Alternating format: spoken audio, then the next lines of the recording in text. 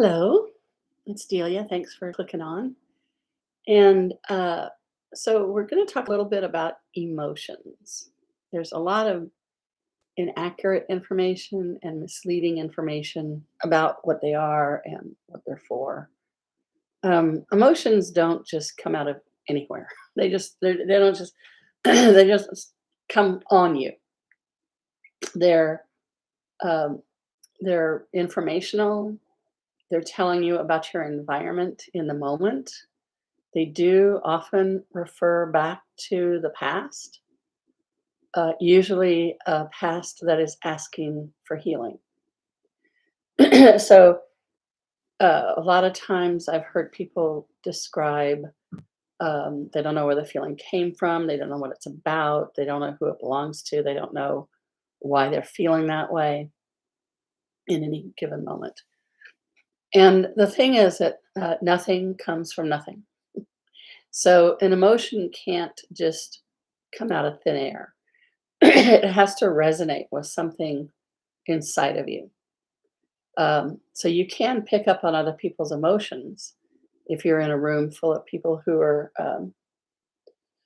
laughing. Your mood will often elevate.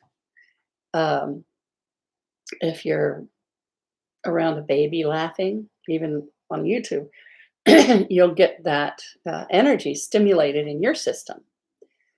So a way to think about this is if you have a piano and a guitar in the same room and you pluck the middle C on one, the middle C string on the other will vibrate. So this is often called resonance. So things resonate with each other. And if you are suddenly upset or you're suddenly angry, sometimes this can happen just walking down the street. And it's because you're able to, you're aware enough. You're really, really aware. Your whole system is aware, much more so than your analyzer, than your thinking mind. And you can pick up the energy of people who pass you by. You can also pick up the energy of people you think of or people that you're not even aware of. So you have capacities that are outside of the 3D world definition and explanation about what a person is and what their capabilities are. So since everything is energy and energy are vibrations, so it only makes sense that you will resonate, like it's a vibratory thing, with different rates, on different rates. If you, sometimes you can start to, you're in a good mood and then suddenly you're not. And oftentimes that is, sometimes it's because there's something inside of you that's been triggered. And sometimes it's because you're matching the person that you're talking to. So there's a lot of variations in how emotions are triggered, but they always have information for you about the present moment. It might be telling you that the person you're talking to is really scared or angry or joyful. It might be telling you that the person that you're talking to reminds you of somebody from third grade that did you wrong. It can be all kinds of things. And if you are present and within yourself and aware, you'll be able to get the clues.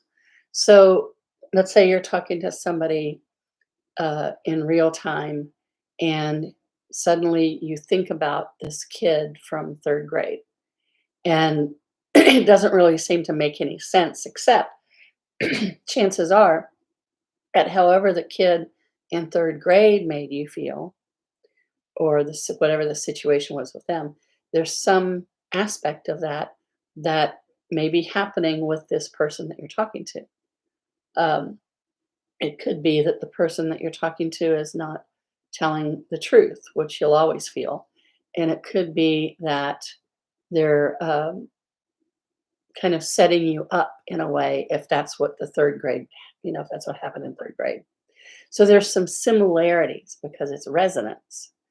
And the more you are grounded and in your space and operating as an infinite being with a body, which there's classes for that, the more you're able to be in the moment and go, now, wait a minute, I wasn't feeling this a minute ago.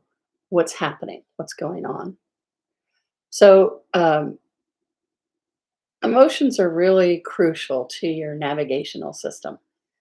It's kind of like if you don't have, um, when you don't understand what emotions are trying to tell you, it's very hard because, like, the conventional thing about anger tends to be, you know, anger is bad and you shouldn't be angry. Or, um, I mean, sometimes anger is considered a regular part of being human, so that it's like tolerated. But anger is actually telling you when a boundary has been breached or needs to be set, which is really, really important information to have. When you're interacting with other people, which hopefully you are because we're social beings, it's good to know that a boundary is missing, or there or has been breached, because then you can address it and take care of yourself in that moment depending on the situation.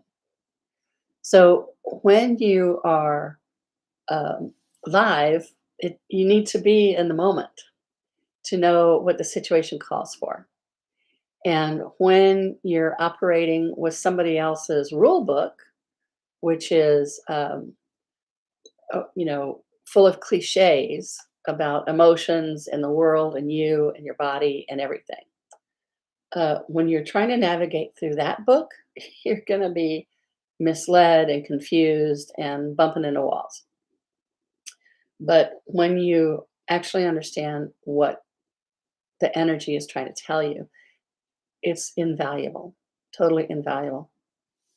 So, uh, a woman named Karla McLaren, her name is underneath here. Um, she's written two different books: The Language of Emotions and The Art of Empathy. And the art of empathy is particularly good for what the emotion, there's 17 emotions. What is the emotion and what is its array? So there's everything from positive and negative. This is what it's doing in when it's being expressed in a positive way.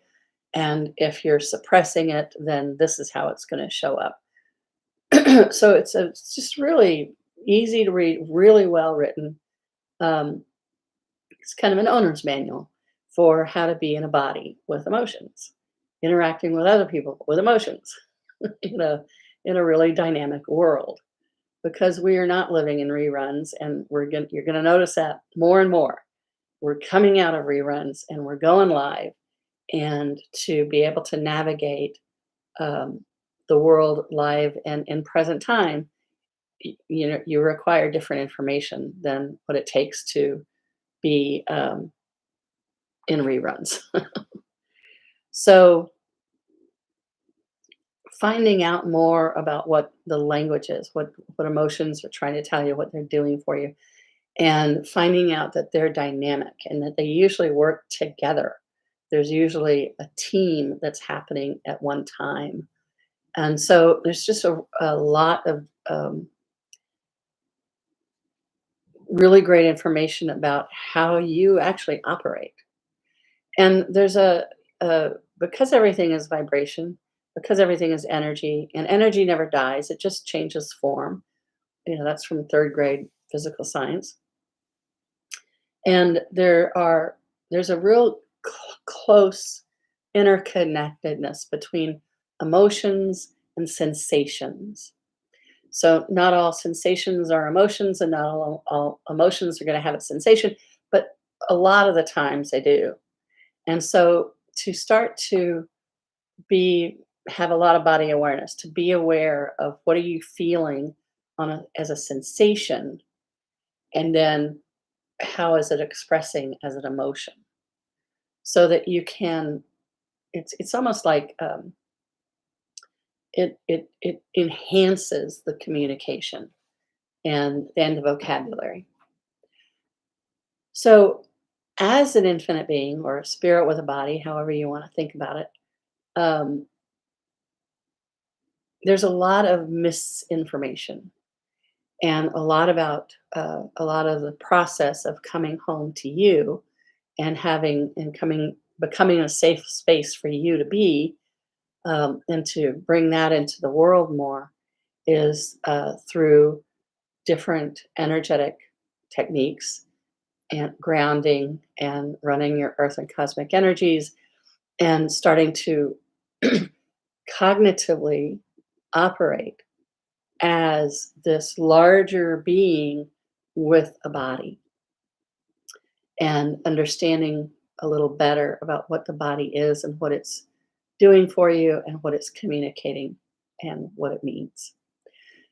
So, emotions are what I think I wrote something down about energy and information in motion, and they're really vital and they're really a huge asset. Huge asset. Right. So we'll talk more about emotions soon. Thanks for being here. Bye.